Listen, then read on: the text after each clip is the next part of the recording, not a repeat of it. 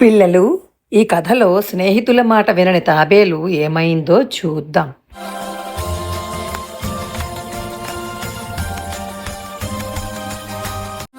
మనము మంచి స్నేహితులము, మనము ఇలాగే కలిసి ఉందాము.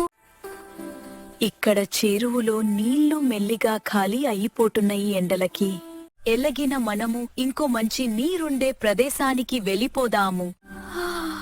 ఎలాగిన మనము ఇంకో మంచి నీరుండే ప్రదేశానికి వెళ్ళిపోదాము.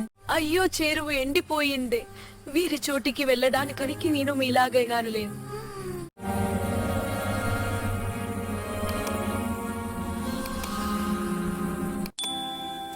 బాధపడుకు తాబేలు మిత్రమా, మేము ఏదో ఒక ఉపాయం ఆలోచిస్తాము. చూడు తాబేలు మిత్రమా, మేము మా ముక్కులతో ఈ కర్ర చివరలని పట్టుకుని ఉంటాము. నువ్వు నీ నోటితో కర్ర మధ్యలో పట్టుకో, అప్పుడు నిన్ను మాతో గాల్లో ఎగుటూ తీసుకుని వెళతాము. ఆహా, హవ్వి, సరే మిత్లారా, మీరు చెప్పినట్టే చేస్తాను.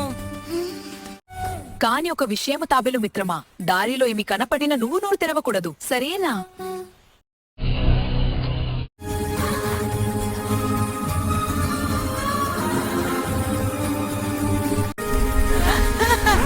అబ్బాయి, గ్రామం ఎంత అందంగా ఉంది.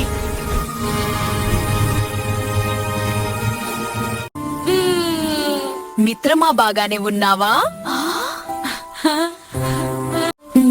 నీకు చెప్పాము కదా ముందరే నోరు తెరవ్వా వద్దు అని. అవును, మీ మాట వినకపోవడం వలన కింద పడిపోయా. అదృష్టము బాగుండి కాబట్టి బటికాను.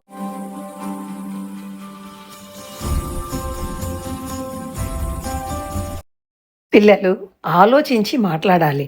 అలాగే ఎవరైనా మంచి చెబితే వినాలి.